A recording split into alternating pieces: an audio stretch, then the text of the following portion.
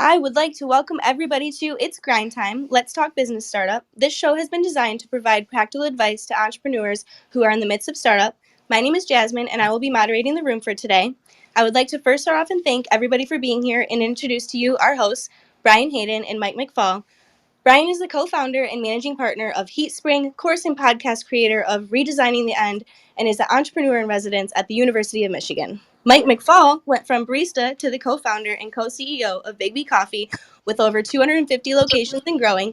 He is the author of Grind, a no bullshit approach to take your business from concept to cash flow, a Forbes contributor, a TEDx speaker, and an avid entrepreneur paving the way and making an impact for future leaders. And together, Mike and Brian teach a class at the University of Michigan called Finding Your Venture. Its focus is on entrepreneurialism as a method of solving problems and bringing value to people. It also walks the student through the stages of startup from idea to successful launch. Mike and Brian look forward to bringing their expertise during this clubhouse event and bringing impactful knowledge that we can all enjoy. Be prepared to bring your real issues and real problems as Mike and Brian promise to bring their best advice and give insight on how you can improve your launch. I want to thank everybody for being here today. I want to also remind everybody that this room is being recorded and you can refer back to it later. And before we get started, I want to make sure everybody's ready to rock and roll. Mike, Brian, Lauren, are we all ready? Let's do Amen. it. Yep. All right. I am going to hand the mic off to you, Mike, so you can introduce our guest for today. Great, Lauren. Thanks for being here. I'm excited to dive into your venture here and learn more. I Max is all excited to hear your story. He was talking to me about it this morning. We were on a different call, and he said you're going to love this one, Mike. And so I'm super excited to hear the story. So maybe we just start with that. Why don't if you can just tell us your background and and get into what compelled you to go out on your own and start this. Yeah, thanks for having me. My story is really, I guess, unique. People like to say. Actually, the beginning of 2020, my son had heart surgery, and then I was supposed to have back surgery like immediately right after. At this time, I was working for Chase Bank. So I was gonna be out for like half of the year. But then once my son had heart surgery, we came to Michigan just to visit because at this time was living back in New York. And my son had the heart surgery. He was doing great. Then I was waiting for my back surgery, but because of the pandemic, they canceled all elective surgeries. So my surgery was considered elective, even though me personally, I didn't feel like it was elective. So then I was just sitting in Michigan, just waiting pretty much to have surgery either in Michigan or New York because I was just in so much pain. I was just like, one of these states just have to open just so I can get it done. But in the meantime, I was just sitting in Michigan. I really liked what Michigan had to offer and things like that. And I really didn't want to move back to live back in New York. So I just said, hey, like, let me just see if I can open up just like a room to take clients. Because at this time, I was taking some clients in my mom's house. And I tried to get a room. There's no room. So I had to get an entire suite. So once the pandemic opened for beauty services, I was able to get an entire suite. I opened up a room just for myself, and then I said I was gonna rent it out to other beauty businesses. And as soon as we opened, I was fully booked, like extremely fully booked, like working 7 days, like 10 to 10, having to tell people I can't take them because I'm so busy. And then even with me renting out rooms, I was fully rented out all the rooms, ended up to had to get another suite.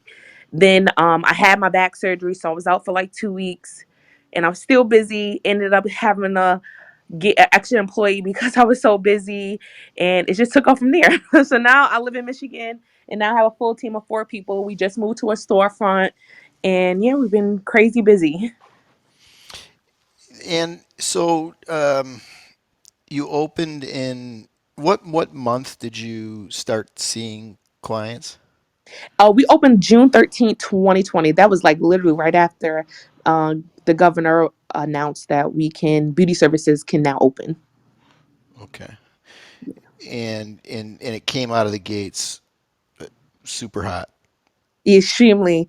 I had already had work from when I was in esthetician school, and I actually had a shop in New York. It's not as big as the one here, so I did have some work and photos and stuff that I was posting and just letting people know, like, new spa coming, and I had some followers, and I would just add new people, and they would inbox me like, as soon as you open, let me know, let me know. So what I did was, everyone who said like, as soon as you open, let me know, I wrote their name down, and as soon as I knew when I was gonna open, I literally sent out my link to them. I'm like, hey, I'm about to open up. This is the link for you to book. If you want to book, just let me know. And a lot of people got back to me, and it just took off word for mouth, and then people would tag me and say, oh, she did just a good job, had a great experience. So it just been going crazy. And the four, you said there's four people on your team now. Yep. Are what are their roles? They're all estheticians. Yeah. And we Okay. have one cosmetologist, but she only does esthetician work. So we all do facials, lashes, wax, and everything on the esthetician license. Okay. Okay. And are they employees or are they subcontractors? Nope, all employees. They're actually employees, paid employees. Got it. Yep. Okay. And so you're not renting them a room. You are paying for the room, paying their hourly rate, and Yeah, generating no. revenue. The other beauty services that the other beauty rooms that I did end up renting out, they were for like a barber, a nail tech, hair. I eventually had one podcast, so I ended up renting out 11 rooms because I ended up getting two more suites on top of that. So I had like a total of 15 rooms. So I rented out 11 of them, and then like the rest of the four I used for me personally, for my other estheticians. So I had four employees and I guess 11 subcontractors or booth renters per se. And the booth runners, they pay how much? They were paying $300 plus utilities. Okay. And is there margin in that for you, or so are you making money on the subleasing? Yep, I make money on a subleasing. So they actually pay all three suites rent plus a little extra for me, like a couple $100. So I actually don't pay any rent. And the only thing I really pay is the utilities in my suite. They cover the other two because I split it up between them. Okay. Cool.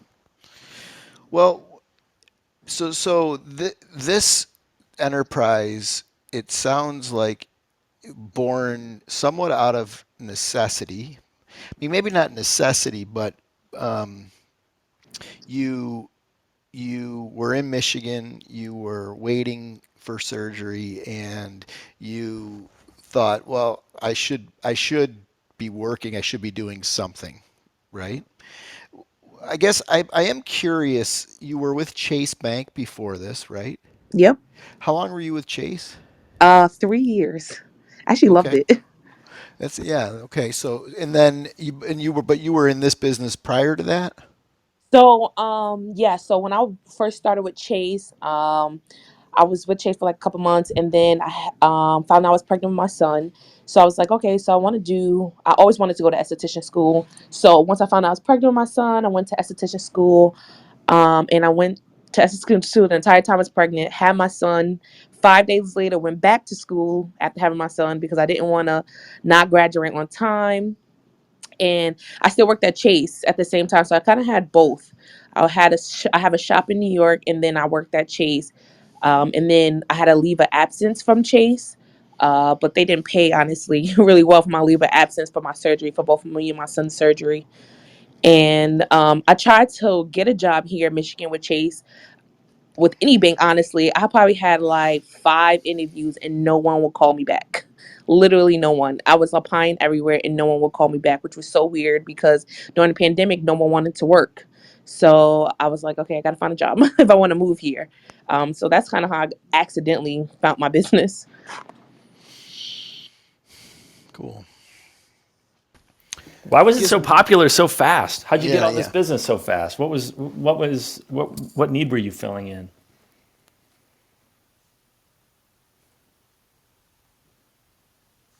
Hope it looks like she got disconnected. Yeah, I'm curious to know, like, was that just a timing thing? Was there something totally different about the offering? Was there like an underserved community? I'm super interested to know like why it was so popular so fast.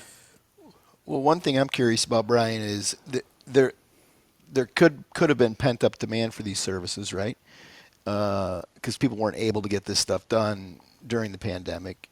Lauren opened, and so that pent up demand drove a bunch of people to her, and then it sounds like, she did a great job, and people stayed with her. Yeah, cool. You know, I'm just wondering if there's anything more to it. yeah, let's find out. I'm sorry, I backed. I don't know how I ended up out.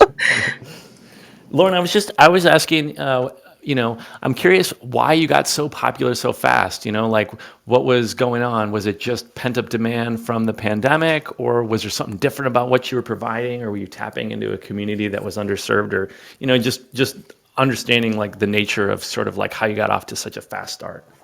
Yeah, so honestly, how I got off to a super good start was social media. So what I did was on my Facebook is I added every female that's usually in my age group that had a mutual friends as me on Facebook, and they lived in Lansing. So I added like a lot of people, and I just kept posting my work. And I do really good work. So I really, during the pandemic, I would take practice on my friends and things like that, get good videos, and just constantly post every single day, 3, 4 times a day. And I would just add a whole bunch of people. Like right now, I have been maxed out at my friends list of 5,000. So I usually have to delete people who are not really interacting with me, and then re-add some new people, and then just really be engaged on social media. Like I was on social media all the time, commenting, liking, saying happy birthday to people I don't even know, building a relationship with them, saying congratulations, really pushing for myself. And they just took notice to me. And I think that's what people don't realize. That social media is really easy, and people will come support you even if they don't know you if you really engage with them. So if you ever notice, there's people who probably comment on your social media all the time, and you're like, oh, I've seen this name, but I've never met this person. Eventually you do go to their profile and click. So I already have my stuff already set up and ready to go to be able to grab those people. And then also, once I had my website and once I had my actually shop, I just collected their data. So then I would send out emails and text message and things like that. So I always just kept them in the front of my mind. And then once we really started opening, I literally did every free event there was. So I would open up a table. I would donate a gift card to almost every event. So my name, Skin Studio 211, will be at every single thing. And that's kind of how I really got my clientele. Just making sure they knew my name. That's really cool. I feel like I'm going to want to spend some time on business model. I just feel Hmm. like that's going to be kind of like my focus for this.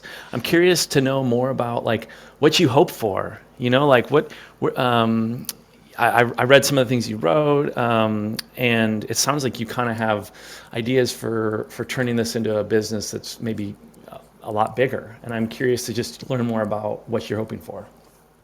Yeah, so I'm actually hoping to turn this into a franchise because I grew so well, like really quickly, really fast in a city that did not know me.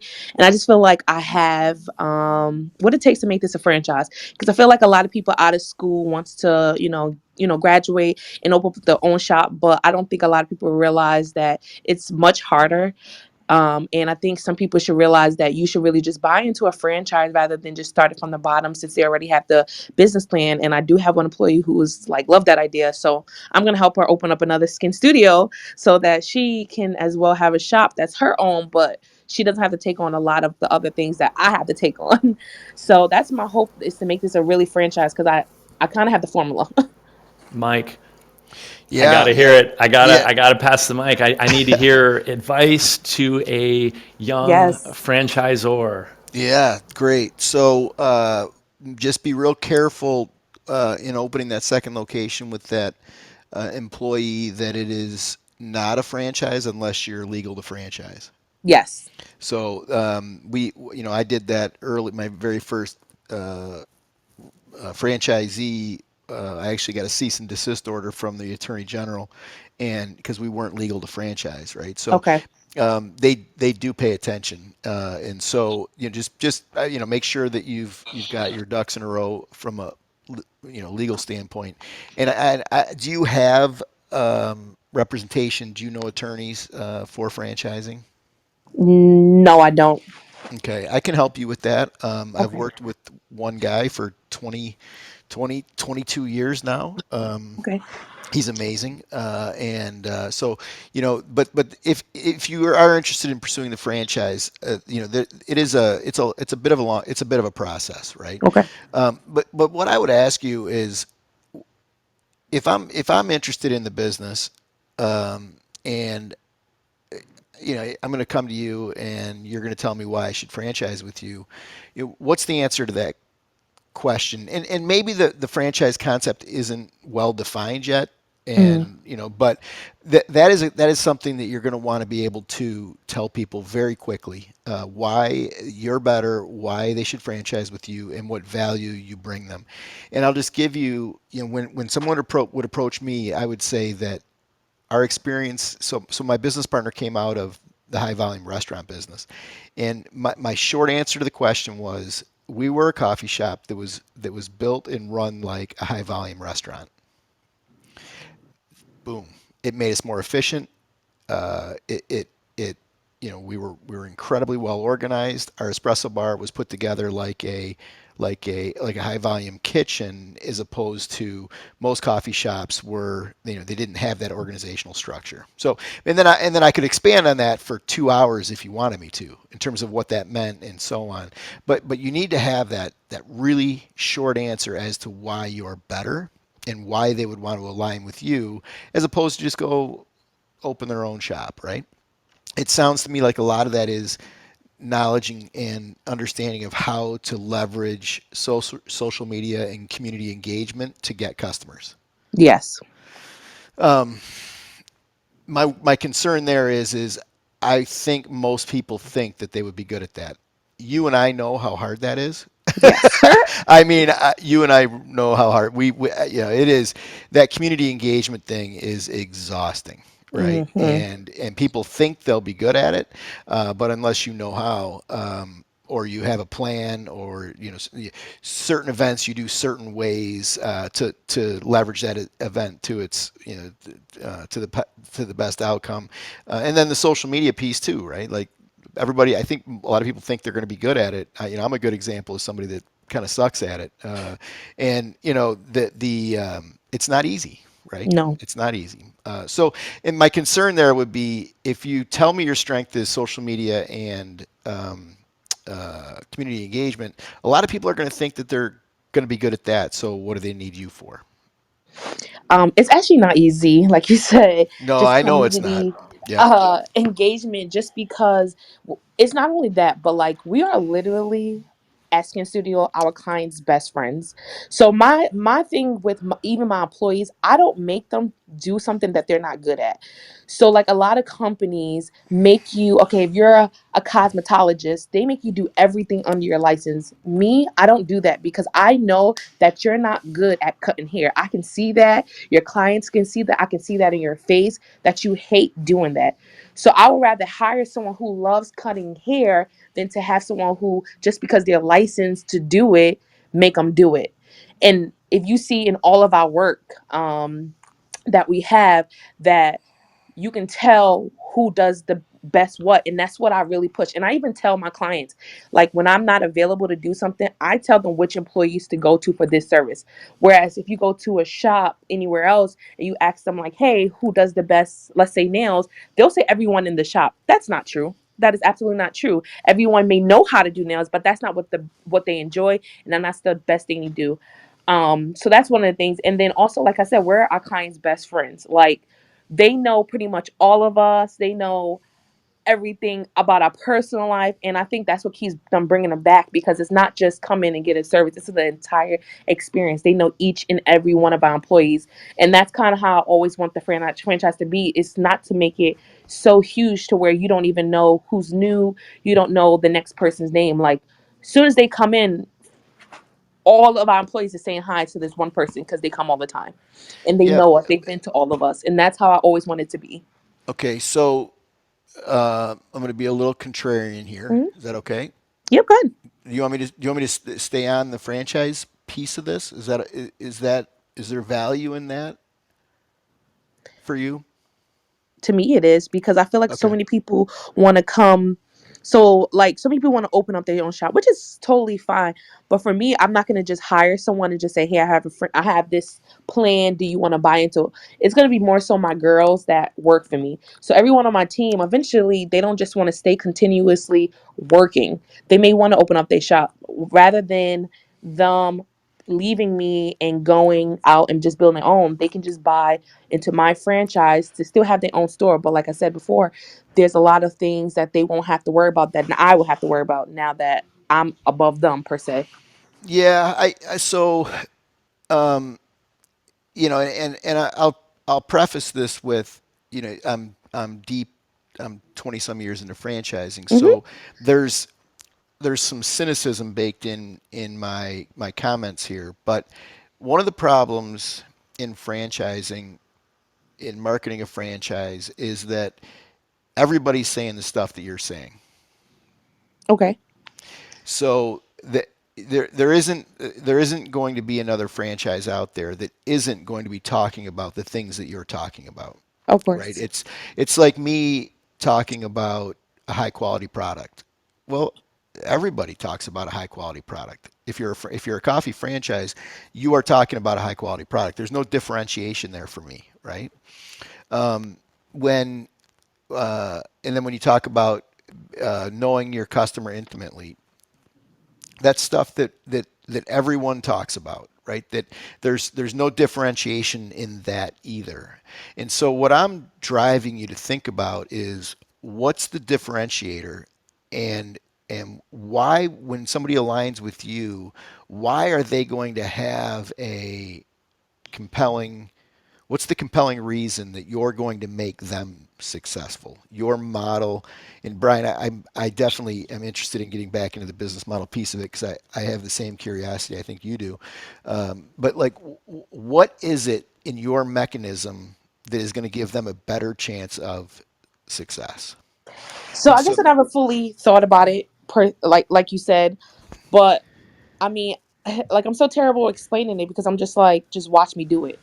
And I think that people here in Lansing, especially, have seen me doing it. Like I've definitely outgrew a lot of the spas and salons that's here. Like I've surpassed them in so many things. Like voted number one, and I haven't even been open 2 years. yeah, The so client. so the again, I'm coming at you a little bit, being a little difficult here, but No, of course, you being a superstar is not franchisable.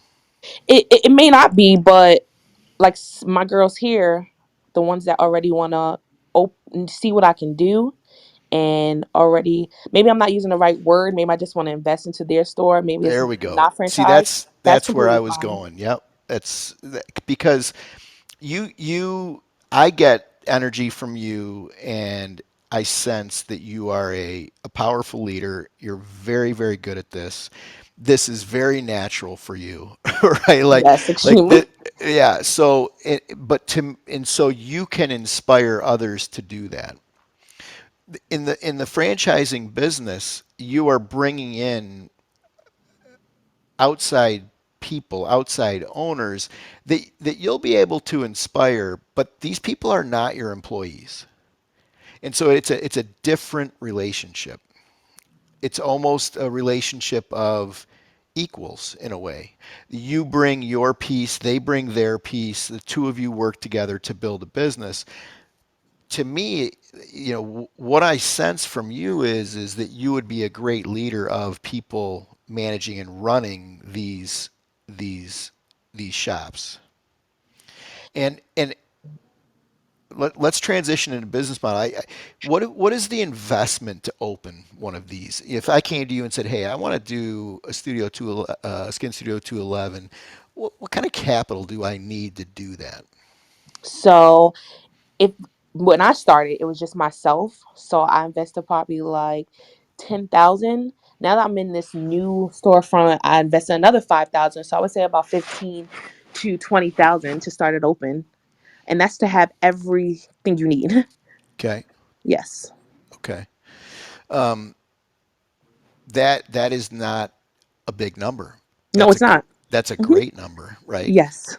Because you can open, and if you can fill up that calendar quickly on a $15,000 investment, my hat's off. Like that's amazing, right? Um, and again, so if it doesn't take, if your business is very successful, you're opening another one. Uh, maybe the model here is you partner with people as opposed to do a franchise business. Yeah, so maybe that is the term per se, because like you said, you hire outside people. I don't want it to be outside people. Like you work from, an employee to now CEO. And I've been in many companies where I've had a manager who was hired outside in and they have no clue what they're doing. Yeah, And I yeah, literally hated that model so much, of people watching people who should be hired, who be promoted up, and they're not promoted. They hire someone outside and it's terrible. For me personally, I never want to do that. I want you to start from the bottom and then you can get your store. I'm not going to yeah, just say, hey, you come get a store just because I have the ability to do it. No, I'd rather yeah. you work and I get it. sense that. I absolutely Yes. sense that because, like I have franchise owners in my system now that I've never met, I've never talked to, right? Okay. And it's a really weird feeling. And but again, it's a very different kind of relationship. Hmm. So, Brian, I'm going to let you tear into your questions about business model too, if you don't mind. Yeah, and before we do that, real quick, Brian, if you wouldn't mind if I do a room reset, I do see we have another joiner guest that just came on board. So if I could reset the room real quick, that would be great. All right. Before we take a deeper dive into this lovely conversation with Mike Mcfall and Brian Hayden and our guest for today, Lauren, I would like to remind everybody that you can please follow Mike and Brian and engage with them elsewhere. You can go ahead and click the It's Grind Time link tree, and you can either go to Mike McFall's YouTube channel, grindthebook.com, or findingyourventure.com and engage with them on other platforms. I will also ask you to follow Lauren, our guest for today, as she is giving her time and she is spending all of her giving us her lovely information and giving us the opportunity to shine the light on her business. I'm going to hand the mic back to you guys and so we can get back to the conversation. Yeah, so I just have two quick stories and then a conversation about business model. Hmm. One is one of the best, my favorite podcast, How I Built This. One of my favorite episodes is Jane Warwand. She is the founder of Dermalogica, and she was an esthetician. Sorry, and she, would kind of like help clients, and then she developed products over time, and then grew this really big business. And I have this other friend, Naki, who started a salon in Brooklyn and is just super charismatic. Really well regarded, and she ran hers salon for a long time, and then during the pandemic kind of folded. And I think the only difference I see, a charismatic leader. I see just incredibly talented person, a great business, and you're definitely match that, Lauren. And so the question then just becomes like, to what business model do you attach that Yeah. energy? Yep. Yep. And a franchise is one option.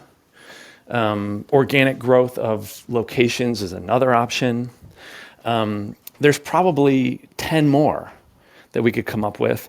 And Mike's, sick of hearing me talk about this, but I think that it's really important to not get attached to whatever the first business model is that comes to mind, or like the one that just kind of like you stumble into to start. I think it's possible to become like very methodical about testing a variety of business models and intentional about choosing one that matches your goals and your talents the best. And so I'd love to send you it's just like a spreadsheet where you can kind of lay out the business models, who the customers are, what the products in each case, the revenue model, and then just kind of like bounce it around with advisors and friends. And man, if you just pick the right one, then you're gonna just go. I don't know. It's like riding the right type of car or bike. It's like getting yourself into the right model just will make all the difference, because you're obviously a high performer. You're obviously a charismatic leader. You're somebody who's going to be successful in whatever you do. The question is like, what does that upside look like, and how can you match what you can do to the right car to drive? Yeah, and following on that, I've been my eyes have been really opened there's a woman here in Ann Arbor that is a friend of my wife's who does hair extensions. And I didn't know how much hair extensions were until my wife got it done, and then I about had a heart attack. But that's another topic. But she started doing these posts on social media, Instagram. I think primarily Instagram, and just about hair extensions and how to do hair extensions. And in a very short period of time, she became nationally recognized as an expert in hair extensions. Now, she's got an incredible presence, which, Lauren, I think you could have an incredible presence. She's obviously very knowledgeable on the topic, and she's very creative in how she presents the information, and the way she does her posts and so on.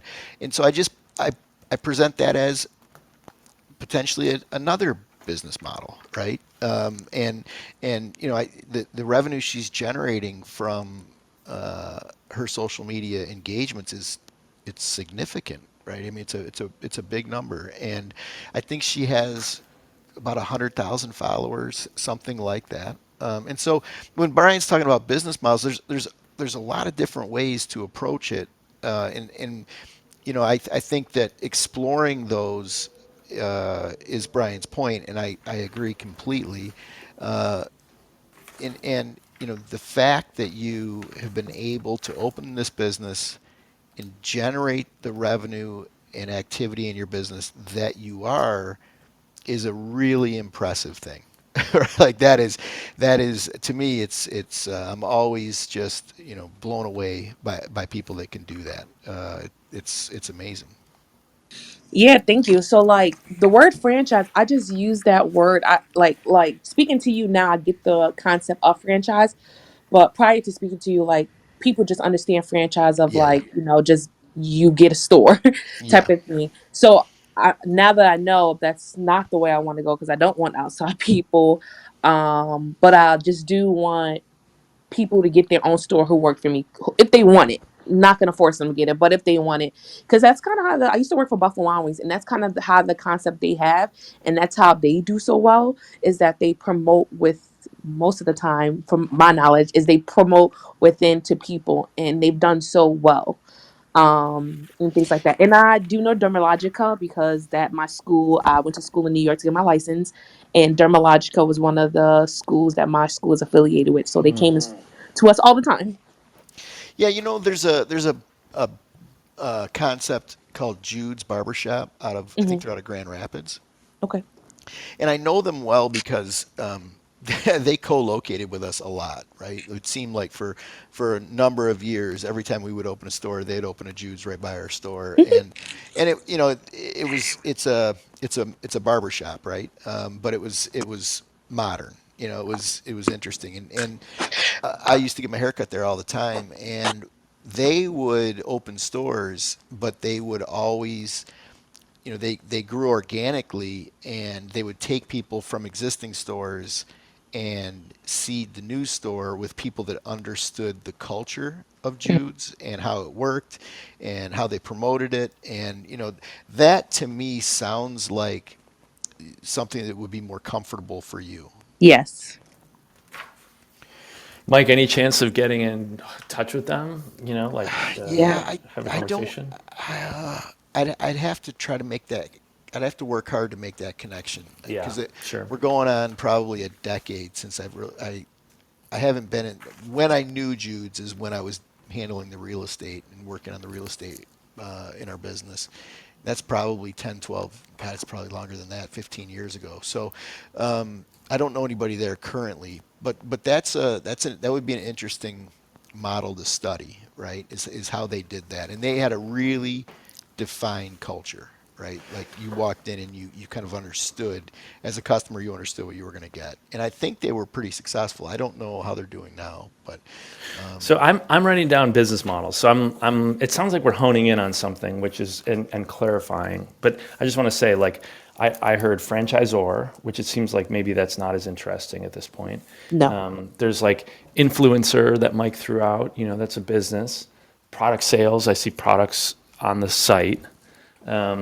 training, like helping people learn how to do what you do.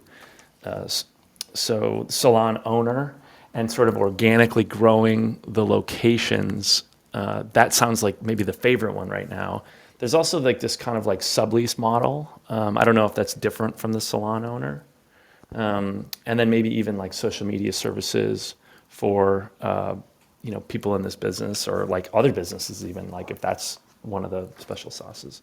But it seems like of all those things, you want to own the salon, own the brand, and you want to grow in terms of locations and employees, and that's the model that you're pursuing, right? Yes, that is my model. Mike, talk about the sort of structure of that organization. What are some things to think about putting into place now so that that organization can grow and not, run into dead ends later? Yeah. So, a couple of things come to mind immediately are you could partner with uh, people that are in your organization today, and you can develop those people. Um, let's say it. Let's just use the $15,000 number. You could.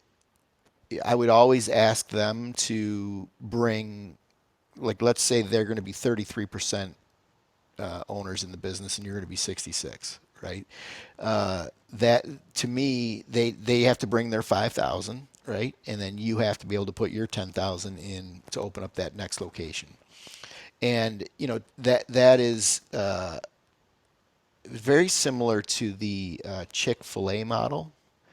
Chick-fil-A has managing partners in every store, and the parent company partners with uh, an employee. I think they're all employees, and then they open that new business. And I don't know what the equity split is exactly, but these people do really really well. These operating partners at the Chick-fil-A unit, they do very well, right? And the company obviously does very well because of that too. And so that, but building that out in a way that you can present it to people, and if you go to somebody, if you go to somebody who's an employee of yours and you say, hey, I'd love to partner with you and open one of these, and it's yours, like it'll be your store, and you know, people will go into the world and they'll find $5,000, right? They'll go to a family member or a friend, or and they'll get the money to do it.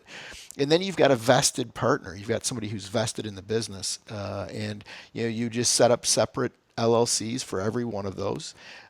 You could even layer in some kind of a debt vehicle, right? Where you as the parent company, you borrow, you set up a line of credit, and you borrow and you term out a loan to each one of these LLCs. Like for a third, you put in a third, the managing partner of the new store puts in a third, and away you go, right? And you'll obviously iterate on that and change it and develop it over time. But going to somebody with a firm proposal on how it's going to work, to me, is mission critical. If you approach each one sort of independently, different relationship, different structure. One of the things that we got into early in our business was we had 9 stores, and one of the reasons why, there were a few reasons, but one of the reasons why we sold them all was we had different equity structures in every one. We had different management in every one. It was just, I mean, and we did it. It was completely sort of bolted together in an awkward way, and we did that out of necessity. But I look back on that now, and it was like, boy, it caused us a lot of consternation down the road. And had we gone into each excuse me, each one of those with a predefined structure that we understood that we wanted to execute, it would have been, I think it could have worked, right? I think we could have, who knows how many stores we could own today. That's not our model. We ended up going down the franchising route. But I would say that would be an interesting way to move forward and approach people in your business to invest. That's actually funny because that's exactly how we do this store, is that I try to structure everything as if I already have 100 stores. So like from how hire on new employees, I'm already currently trying to write that out, ready to go, There so you go. that when I have the next store, that she already knows what to do. And I'm trying to set up systems so that once they get on, they can just log on and everything is right there in that system. So yes, I've already been trying to even think that way because I've seen it. Like I've worked at Chase, I've worked at Buffalo Wild Wings, and I paid very much attention to how it's run, and I didn't know I would own my own store. I just am so interested into business that I paid very much attention Yeah. to those things, and how they did it. And now I implement everything I learned there into my own business. And when I worked at Chase, I didn't work at like with small people. I have worked with people who have millions and millions of dollars who are CEOs, who've worked for Trump, who's worked for so many big companies, and I've even watched them how they did their things, so I now implement that now. Yeah, I think that's putting the playbook together that you hand over to somebody that you're partnering with to develop a salon. That playbook is going to be your most valuable asset in the end. And I think I hate contracts, I hate lawyers and all this stuff, but I do think getting that really clear upfront, the structure, because, going into an agreement saying like, hey, this is either going to be successful or not successful. Let's talk about what it looks like in both cases. And so that we can know what to do in either case. That would be, and have it be consistent to Mike's point. That would be, wow, what a strong foundation to launch Yep, off I from. have that already as well Yeah, written out. one gold nugget that we've always used is when you bring a partner in and you partner with somebody in a business, we always made it that if you opted out of the business in the first 5 years, you didn't get any of the equity you contributed back. That's a good one. And that way you have them for 5 years, and then if they opt to leave in year two or year three, which puts you in a hardship, right? You're not having to write them a check. Right? It's clearly defined, it's clearly outlined that if you leave in the first 5 years, you do not get any part of your equity back. And then after 5 years, then it becomes, they own 33% of the business, and if they want to leave, you have to value the business, and then they do get a check, right? And they do get paid, but you get 5 years of runway there to get the thing started. I like that idea. Mine was structured a little different, but I like that way better. Well, and so another area is the oh, and by the way, this social media influencer that I know here, another revenue stream for her is she charges people to come in and hang out with her for a day. They That's just they good. they fly into town, and they come in at 8 in the morning, and they're with her from 8 till 5, and they just get to see everything that she does. She walks them through her day, how she structures her day, how she engages social media, how she does the actual work of hair extensions.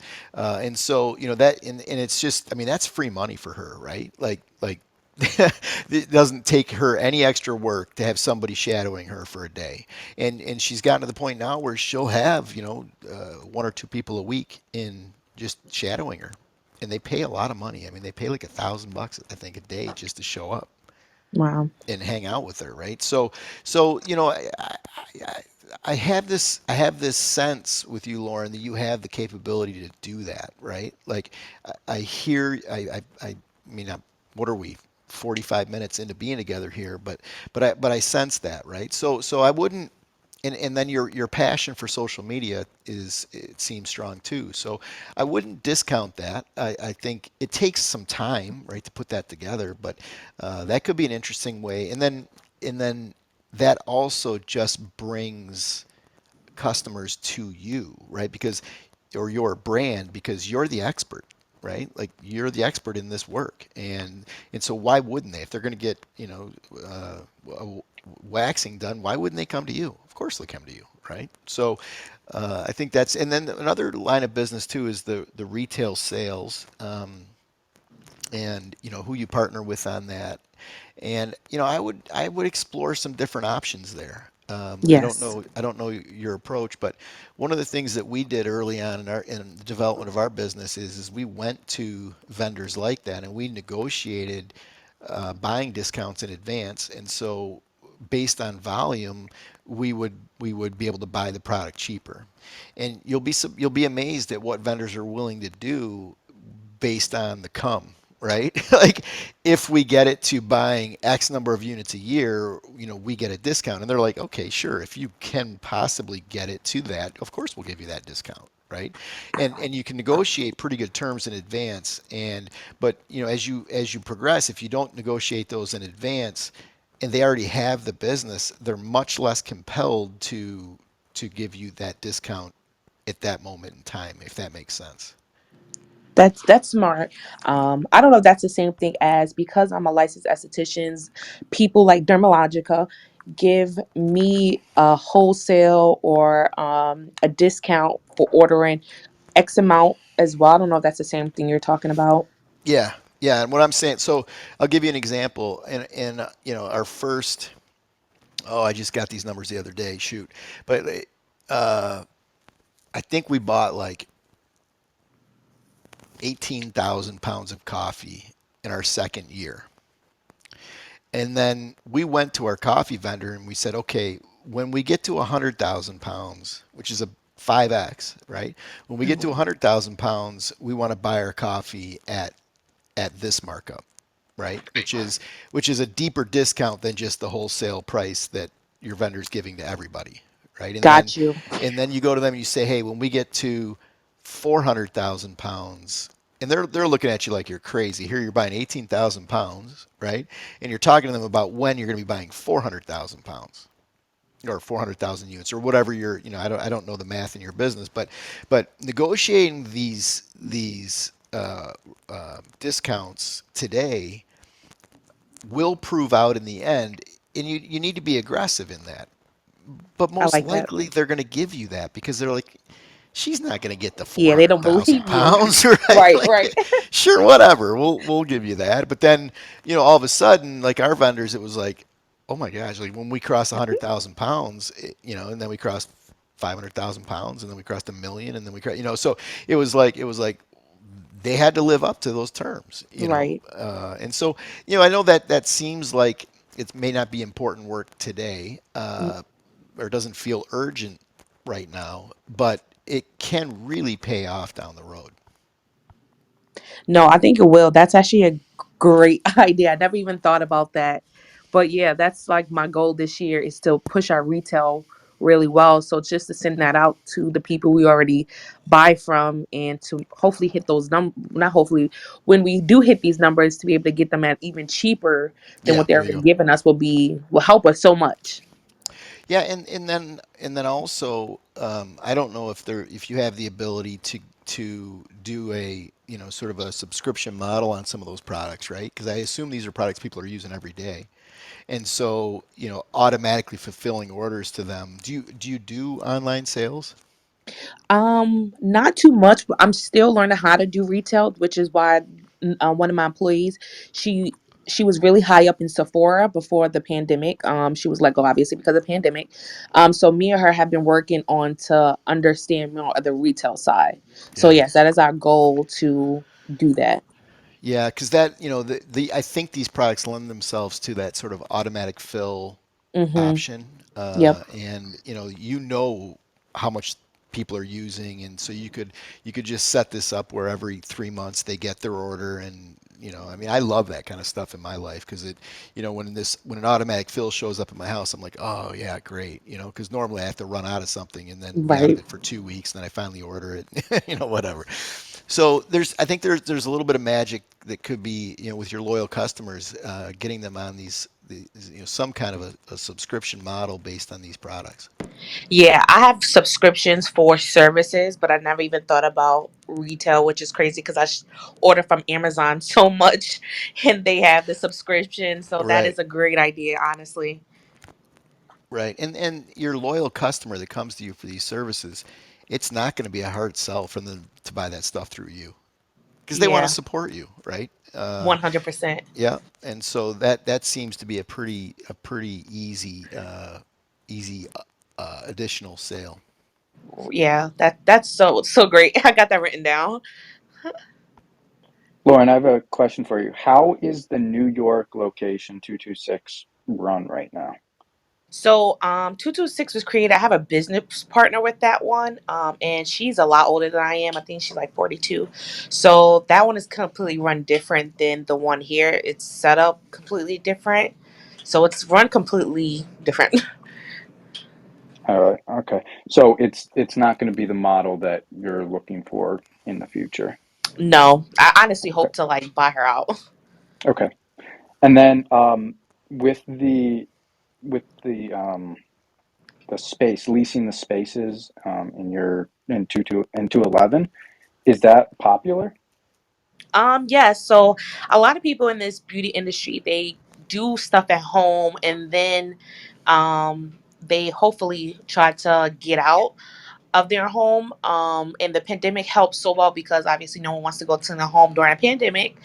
So I offer this space to where they pretty much have just their own room, and then obviously the lobby and the common area and stuff. So it's really popular just because I'm not charging as high as having your own salon, but I'm not free, obviously, as it if would be in your home. So it kind of gives them an idea of how to outgrow this space. So I'm kind of like an incubator. Okay, and then how do you get clients or renters for that? Social media and honestly from my clientele. Okay, They usually like, oh, my sister, she sent her home, she's looking for a space. So I just put on social media and then just have signs in my shop and salon, and then they just come. all right. Yeah, I looked at your LinkedIn a little bit. I would consider putting that up on your LinkedIn if you don't have any people. It's a way to connect and grow that part of your bigger business. Okay. Are you going to continue to do that in the future in these new stores? I'm deciding just to see how it is, just because Michigan, I just like I said, I just stumbled upon that space, and I'm Right. not sure how it would be in other places and stuff like that. So that part I'm still deciding on. That seems tangential to me, but uh, and it seems like a complication, and like you're good at what you do, and so I'm just, my immediate reaction to that is why complicate your world by having to deal with these tenants and these other spaces inside of your suite? Why not just rent suites that you can use for your purposes? Yeah, honestly, that's how I've been feeling lately. So that's just confirmation. I have been like, okay, it's just adding extra stress to my life, which I don't need Yeah, right now. yeah, yeah. I think just changing gears a little bit here. Okay, so we're not franchising though. So Nope. uh, because that one thing I was going to say is, you need to have a compelling story around the brand. I don't know that you need that in the business model that you're pursuing now, right? Like, if you end up pursuing that business model, because one of the things in franchising is people want to know about the brand, and you got to have some kind of a compelling story around the brand, and so on. But in this scenario, I don't think you do. I what is 211? Is that a street address? No, 211. So my grandmother who raised me, she passed away. That's her birthday. Boom! I love it. Okay, love it. Yep, there you go. There's your story, right? And it feels good, and it's okay. All right. Anything else, Brian? No, I'm excited for Lauren. Yeah, me too. I really am, Lauren. It's you are bringing you bring a ton of charisma and energy to this, and I'm just getting all that through your voice. And I love it. So I really wish you well, and stay in touch, and if you have if you want to have one-off conversations about some part of the business that you're working on, I'm happy to engage. And I'm really happy for you. This is impressive. Thank you. Like this is you really helped me just to be able to talk to another franchisee is has been great because I've had so many questions and all the stuff that you stated really helped me have a way more clearer vision. And I'm definitely going to be working on all the things we spoke about. Cool. Wonderful. Thank you. Awesome, awesome. That concludes our show for today, guys. I thought that this was a great conversation. Thank you so much, Lauren. I'm happy that you had at least a few takeaways from today. Feel free to join us every Thursday. We'll be here every Thursday at 1 p.m. I will remind everybody that this is a recorded conversation that will get posted onto Mike's YouTube channel, and it will be on Clubhouse as well, so you can always refer back to this. And Lauren, again, thank you so much for your time today. Thank you guys for being here, and we will see you next Thursday at 1 p.m. Thank you. Have a great week. See Good seeing ya. you. Take care.